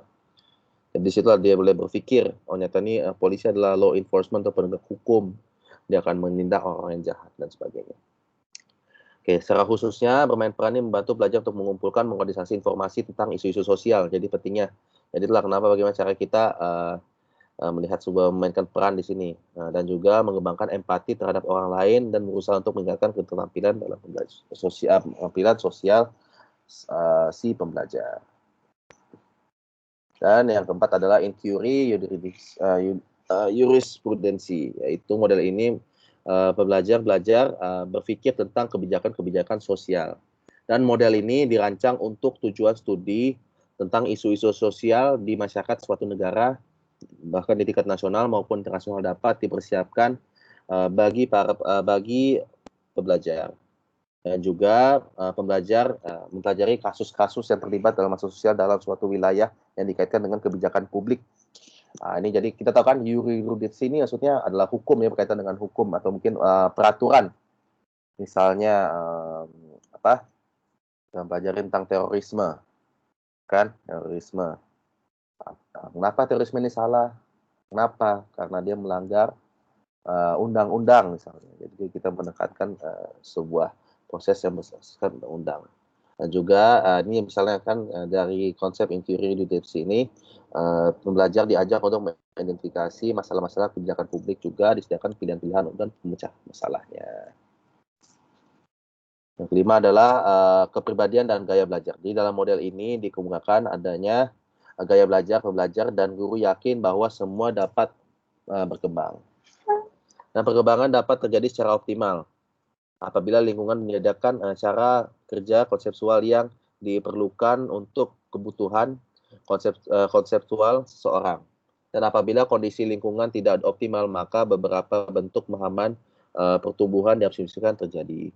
Nah, dengan kata lain, individu itu lebih kompleks, maka lingkungan perlu disesuaikan dengan pembelajar agar dapat tumbuh secara konseptual. Seterusnya adalah inquiry sosial, yaitu model ini dirancang dengan maksud khusus, yaitu mengajarkan informasi, konsep-konsep, cara berpikir, dan studi tentang nilai-nilai sosial dengan memberikan tugas-tugas yang menggabungkan aspek kognitif dan sosial. Ini dalam pengetahuan ini dapat digunakan guru sehingga dapat meningkatkan kemampuan belajar dengan cara mengajarkan cara belajar kooperatif. Oke. Nah, seterusnya ada namanya rumpun model pemrosesan informasi. Jadi dalam rumpun model pemrosesan informasi adalah model pemrosesan informasi ini menekankan pada cara meningkat pembawaan seseorang memahami dunia dengan memperolehi dan mengorganisasikan data, serta memahami masalah dan mencari pemecahan masalahnya apa. Jadi beberapa model memberikan informasi konsep-konsep pada pembelajar, diantaranya menekankan betul-betul konsep dan pengujian hipotesis. Sedangkan yang lain membangkitkan cara berpikir kreatif. Jadi misalnya hipotesisnya ini, contoh hipotesisnya tentang Indonesia telah aman dari narkoba misalnya. Kita menguji lah apakah betul nih pernyataan hipotesis ini. Atau carilah fakta-fakta mungkin di clipping atau kita buat clipping. Dari clipping itu kita ambil koran-koran, surat kabar kita potong. Oh ternyata tidak, Indonesia ini masih ada lagi masalah tentang narkoba misalnya. Nah, jadi dengan cara ini boleh membangkitkan cara berpikir kreatif terhadap siswa. Dan tentunya hanya sedikit yang dirancang untuk meningkatkan kemampuan intelektual umum. Dan juga banyak model pemrosesan informasi yang berguna untuk pelajar kemampuan diri maupun masyarakat untuk menilai tujuan pendidikan pribadi maupun sosial. Oke, jadi dalam rumpun model proses informasi ini ada beberapa poin di sini, yaitu pertama adalah berpikir induktif, yaitu model ini merupakan cara belajar pembelajar untuk mendapatkan dan mengorganisasi informasi serta menciptakan dan menguji hipotesis yang mendeskripsikan hubungan di antara serangkaian data. Jadi model ini juga dapat digunakan untuk berbagai jenis kurikulum yang luas dan dengan pembelajar semua umur, misalnya studi tentang masyarakat, bangsa, dan sejarah yang memerlukan belajar konsep.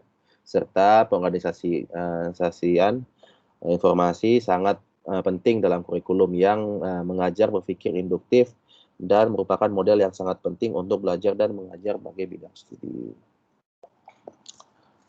Oke, seterusnya adalah pencapaian konsep, yaitu model ini memberikan cara yang efektif untuk menyajikan informasi yang terorganisasi dan topik-topik yang berskala luas kepada pembelajar pada setiap tahap perkembangannya. Dan model ini ditetapkan karena memberikan cara penyajian dan klarifikasi masuk konsep serta belajar pelatih agar menjadi lebih efektif dalam pengembangan sebuah konsep. Jadi ada sebuah pencapaian konsep dalam rumpun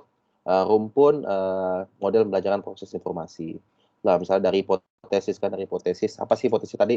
Contoh tadi saya sebutkan narkoba, apa sih konsepnya, apa boleh konsep kita gunakan, mungkinnya konsep hukum, kita boleh gunakan konsep hukum, jadi bagaimana cara hukum bisa menindak para pelaku narkoba dan sebagainya.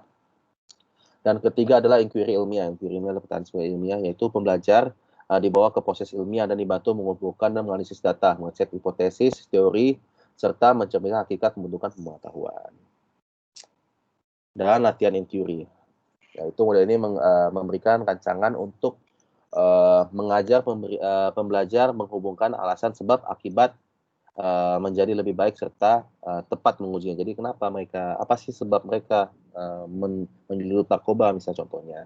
Kita melihatlah dari ini, ternyata karena tingginya kasus kemiskinan di Indonesia akhirnya, atau mungkin tingginya kasus pengangguran, sehingga mereka tidak pilihan lain untuk menyeludupkan narkoba. Contohnya seperti itu. Jadi situlah ada jadi ada sebab akibat. Oke. Dan juga adanya mnemonik, yaitu mnemonik ini merupakan suatu strategi untuk mengingat dan mengasimilasi informasi. Jadi guru ini dapat menggunakan metode ini untuk membimbing penyajian materi. Jadi di sini guru dengan suatu cara sehingga pelajar dengan mudah dapat menyerap informasi. Jadi guru bisa menyiapkan alat-alat yang digunakan untuk Jadi ada sebuah media-media, contoh misalnya dalam video dan sebagainya. Itulah maksudnya dalam mnemonik, jadi ada sebuah alat-alat dilakukan. Jadi tentunya juga ini untuk meningkatkan belajar individual maupun kooperatif tentang informasi dan konsep-konsep.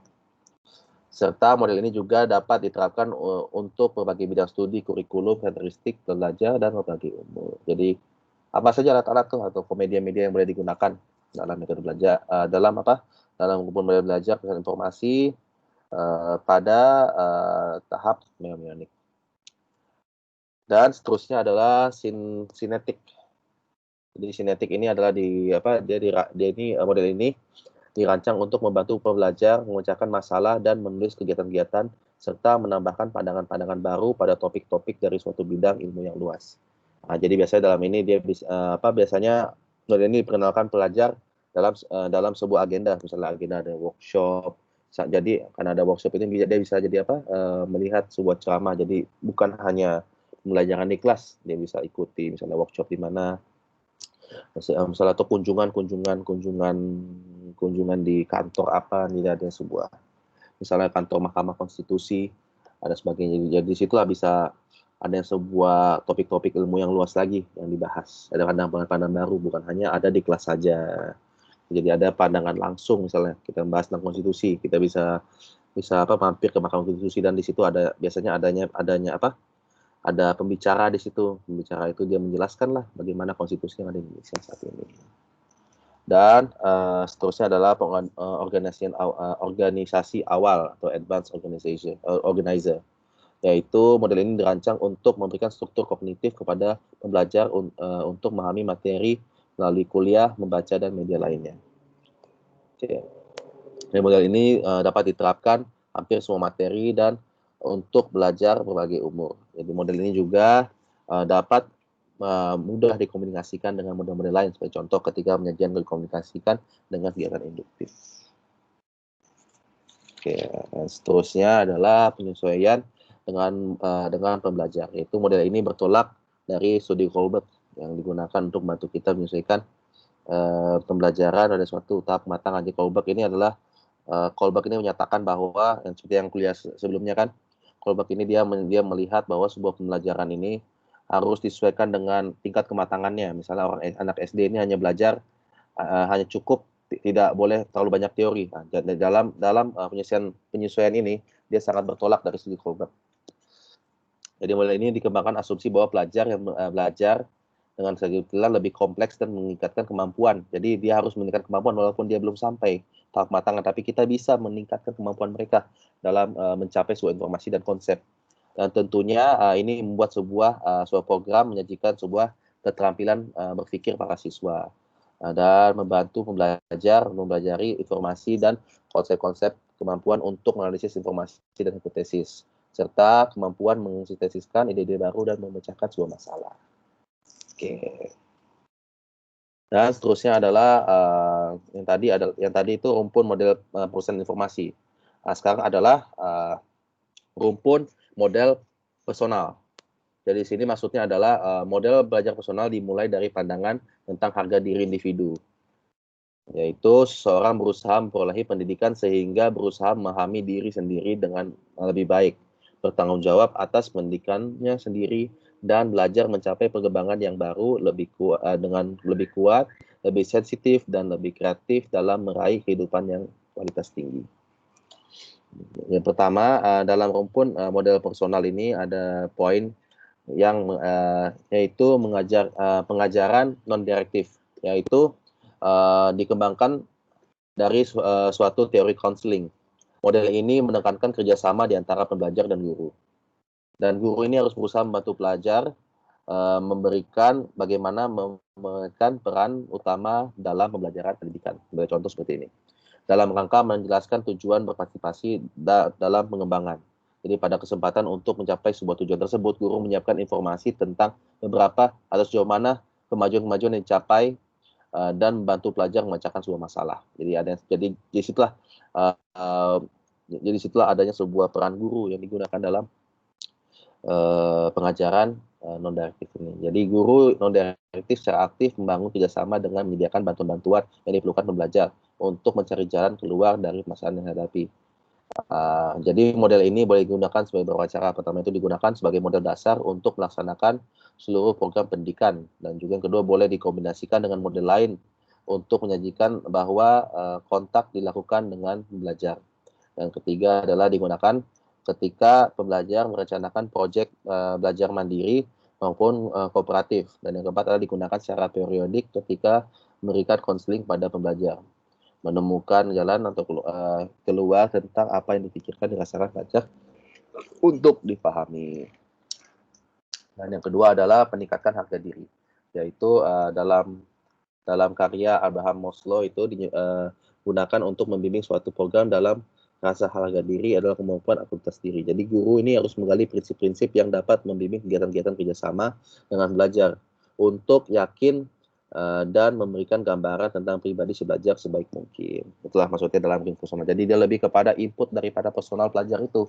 Jadi bagaimana caranya guru sebagai non-direktif dan juga meningkatkan harga diri atau motivasi pada peserta didik kita.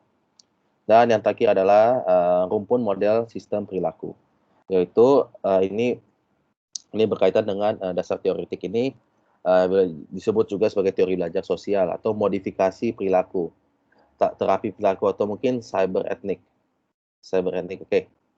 Jadi manusia memiliki sistem komunikasi koreksi diri yang dimodifikasi perilaku dalam merespons informasi tentang seberapa jauh keberhasilan tugas-tugas yang dikehendakinya. Contoh, bayangkan manusia yang memanjat suatu tangga yang belum dikenal. Jadi kita coba bayangkan ini di suasana gelap. Jadi langkah pertama sementara adanya tapak kaki.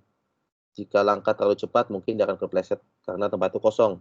Jika terlalu lambat mungkin kaki akan terkantuk anak tangga karena dia tidak bisa menaiki tangga. Jadi di sini adanya sebuah tahap buta dan harus dilakukan. Dia tidak boleh terlalu cepat dan tidak boleh terlalu lambat. Intinya seperti itu. Jadi adanya sebuah perilaku, bagaimana caranya tahapan sebuah perilaku, bagaimana caranya orang itu bisa meneliti. Dalam ADN ini adalah meneliti bagaimana caranya menaiki tangga dengan aman. Mungkin bisa diraba atau dan sebagainya. Itulah dalam rumpun model sistem perilaku. Jadi pertama dalam rumpun model sistem perilaku itu pertama adalah, jadi dia asaskan pada perilakuan kita. Kita tidak boleh terlalu gegabah atau terlalu lamban. Kita harus betul-betul pelan dan kita harus betul-betul sesuai on track. Harus betul-betul tidak gabah dalam sebuah pelajari. Jadi kita lihat dulu, kita bisa terapkan juga kepada peserta didik kita. Kita tidak boleh misalnya mereka terlalu cepat, tidak boleh memberikan sebuah belajar dengan cepat, dan juga tidak boleh terlalu lamban. Kita betul-betul harus on track dengan apa yang sesuai dengan kemampuan siswa. Oke, kita lanjut lagi, yaitu belajar tuntas dan pelajaran terprogram. Jadi dalam aplikasi teori sistem perilaku untuk tujuan akademik tampak bentuk dari sistem tuntas atau mastery learning, atau dia diselesaikan semuanya. Jadi pertama, materi yang dipelajari dipecah menjadi unit-unit yang sederhana sampai yang ke kompleks.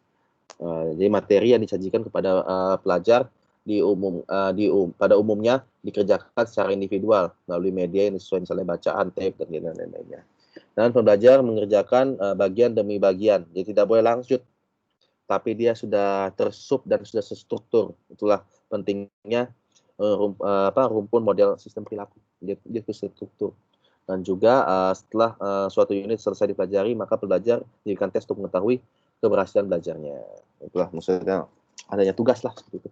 Ada tugas bagi kita agar kita bisa mengetahui indikator pemahaman pelajar kita. Dan jika tidak dapat menyelesaikan unit tersebut, pembelajar dapat mengulanginya atau mempelajari unit yang setara sampai keberhasilannya tercapai. Oke. Dan yang kedua adalah pembelajaran langsung, yaitu dari studi tentang perbedaan antara guru mengajar yang lebih efektif dan kurang efektif. Di sini ada sebuah perbedaan guru mengajar efektif dan efektif, serta guru yang dari teori belajar atau suatu paradigma untuk belajar secara umum yang disusun. Jadi penyataan tujuan pembelajaran disampaikan secara langsung pada siswa. Serangkaian kegiatan yang kurang jelas berkaitan dengan tujuan, monitoring, dan cermat dari kemajuan-kemajuan belajar. Balikannya tentang hasil belajar, serta taktik untuk menilai dan lebih efektif dikaitkan serangkaian kepaduan untuk mengurangi belajar. Jadi bagaimana caranya guru ini bisa dalam langsung, misalnya ya seperti pelajaran kita saat ini, dia betul secara langsung. Guru sebagai orang terdepan yang bisa mengendalikan kelas, dan bagaimana caranya kita bisa menjadi guru yang telaten. Ya, tentunya harusnya ada sebuah tujuan, berkaitan dengan tujuan, ada monitoring cermat, serta kemajuan-kemajuan belajar. Dan apa sih feedback timbal balik dari hasil belajar tersebut. Oke. Dan yang terakhir adalah belajar melalui simulasi atau latihan dan latihan mandiri. Nah, jadi di sini dua jenis ini bisa dikatakan bahwa dua jenis latihan pendekatan dikembangkan dari teori perilaku kelompok atau cyber ethnic. Yaitu salah satu diantaranya adalah model-model teori ke praktik, dan yang lainnya adalah simulasi. Misalnya pendekatan yang pertama menggabungkan formasi keterampilan dengan demonstrasi praktek, balikan dan latihan sampai suatu keterapan yang dicapai. Misalnya contoh begini, kita harus adanya jadi belajar ini melalui sebuah proses simulasi. Jadi dia bisa melatih diri mereka sendiri. Contoh, apabila tujuan keterampilan menghitung, maka dijelaskan dan didemonstrasikan.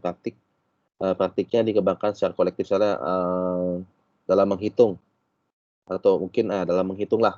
Kita bisa saja membuat sebuah bermain uang-uangan kan banyak uang mainan. Nah, itu kita bisa mengajarkan misalnya Rp1, Rp2, berapa kembalian kalau kita beli harganya 8.000, tetapi uang kita 10.000, berapa kembaliannya. Jadi itu ada praktik atau demonstrasi atau mungkin simulasi di situ. Misalkan kita dulu atau SD kan kita membuat sebuah simulasi perdagangan dalam kelas dan sebagainya. Dan juga ada simulasi bentuk deskripsi real dalam kehidupan lingkungan yang lebih kecil. Misalnya simulasi hubungan internasional atau jadi di sini bisa juga kita buat sebuah misalnya pembahasan Dewan Keamanan PBB. Kita bisa buat simulasi Dewan Keamanan PBB. Misalnya negara A, ini ada Indonesia, terus ada Amerika Serikat, ada juga yang berperan sebagai Jerman dan sebagainya. Di situ buat simulasi untuk membahas sebuah topik. Nah, jadi situlah karena kita belajar melalui simulasi, dia cenderung bisa melatih kemandirian pada siswa. Nah, tentunya kita sebagai guru harus membimbing, mengarahkan, dan sebelum kita lakukan simulasi juga harus ada pembelajaran. Jadi dia betul-betul paham dengan topik apa yang kita ingin simulasikan. Oke, apakah ada pertanyaan Bapak-Bapak, Ibu-Ibu?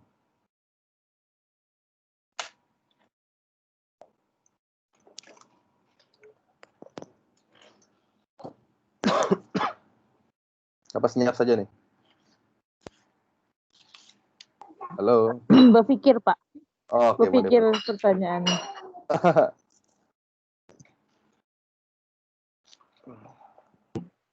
Pas, Pak, pas. Pas masuk Sabah. Ayo, bagaimana Bapak, Ibu-Ibu? Jadi tadi itu adalah lebih kepada rumpun lah, lebih kepada bagaimana proses mengajar. Atau rumpun ini bisa dikatakan sebagai apa, situasi real yang dalam kelas gitu. Apa saja sih yang kita bisa lakukan gitu. Dalam kegiatan pembelajaran khususnya. Oke, gimana? 1. Halo, Pak. Iya, Pak iya. Ilyas. Ibu siapa nih? Ibu siapa? Hawa. Ibu Hawa, iya Bu. Anu, Mbak. Saya enggak hafal suaranya. Lama sudah tidak dengar Pak Ilyas ketawa. Oh iya Kak, astaga. Nantilah Iya, bila-bila Mbak, masak. rindu. Iya Kak. Bagaimana mau ketawa kalau pening ini banyak kerjaan ya, Doi. Oke, lanjut. Ini Pak ya, mengenai rumpun tadi. Rumpun ini semacam skill begitu kah? Bukan, itu lebih kepada society atau mungkin siswa, rumpun itu siswa, Bu. Atau apa, sebuah perkumpulan belajar. Macam kelompok begitu. Kelompok lah gitu. Bukan Tapi dia rumput. lebih kelompok, boleh kelompok kah, Pak?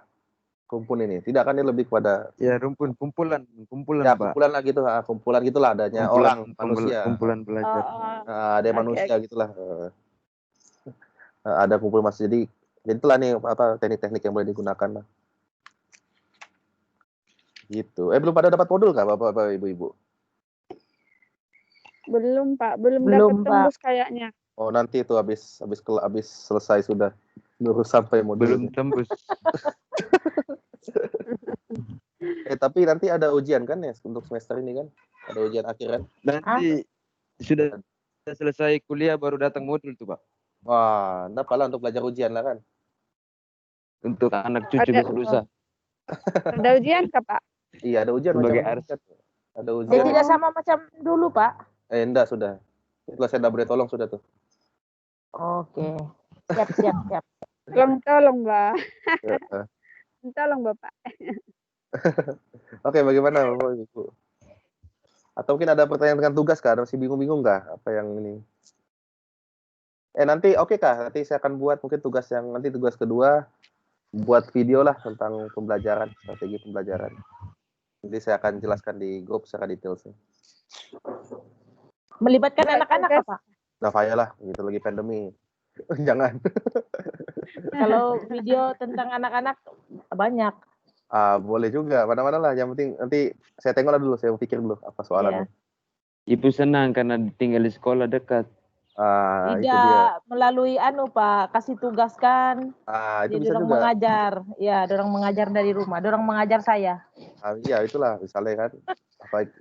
Atau mungkin lihat video tentang murid-murid berpresentasi kan. Iya itu.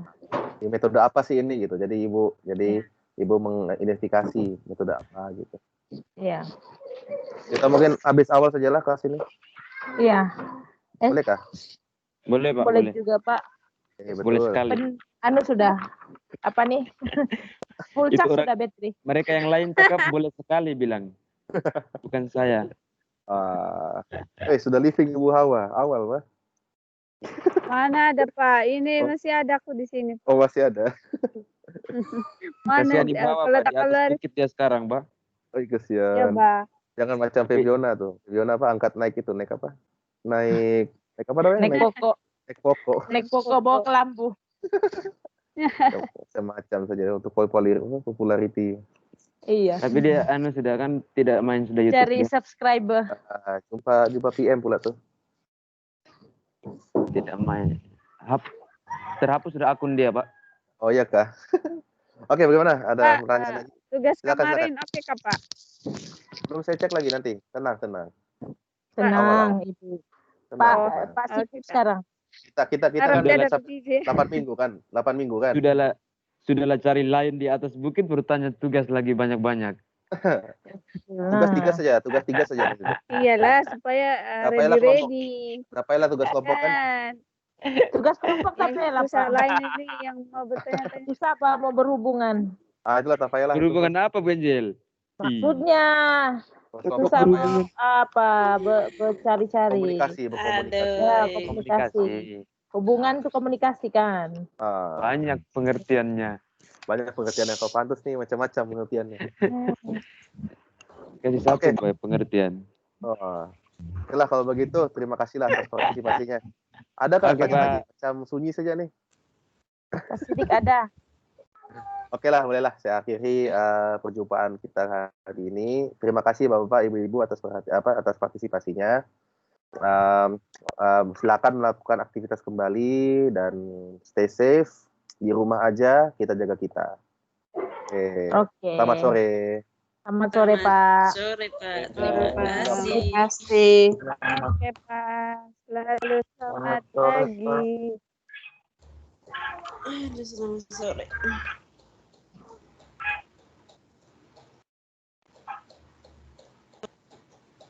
Nah, tengok saya ini di atas bukit sudah. Minggu depan apa? Siapa presentasi? Mau hujan. Presentasi. Apa saja ini banyaknya. Pak Nova. Menonton video. Sudah mengantuk. Ya, ada ujian pula kan nanti. Ya ada. Aduh. Matilah. Ujian ABC kayaknya. Mungkin yang macam tuh. Yang kita ujian online kita mungkin kita isi saja tuh. Yang A soalan 2 mungkin ada masalahnya dikasih. Iya. Nanti dikasih link ujian. Susah lah mau dapat nilai nih, adoy. Kami sama Pak Lukas tidak beruntung, oh. Iya. Kami tuh hari yang beruntung. Beruntung.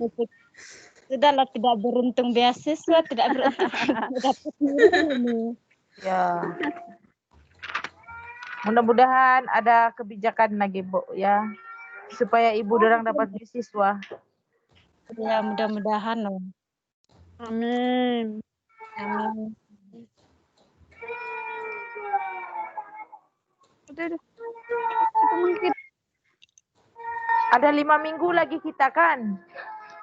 Aduh, lama betul. Lamanya. Dia bilang tadi 8 minggu kan? Jadi 5 minggu lagi. Ini baru 3 minggu. Sekejap saja baik. 2 bulan. Tidak dirasa habis lagi semester 5.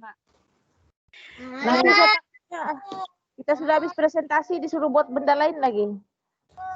Aduh, saya yang ini yang belum selesai apa-apa, oh. Presentasi saya belum.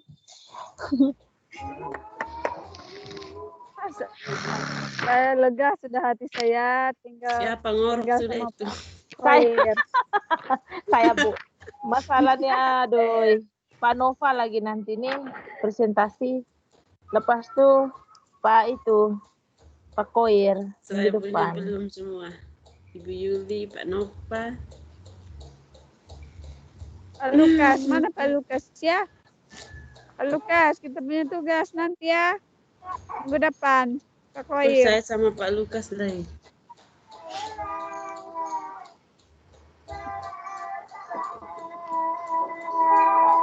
Bapak Ibu, jumpa lagi minggu depan. Oke, bye. Bye. Stay stay at home, kita jaga kesehatan semuanya.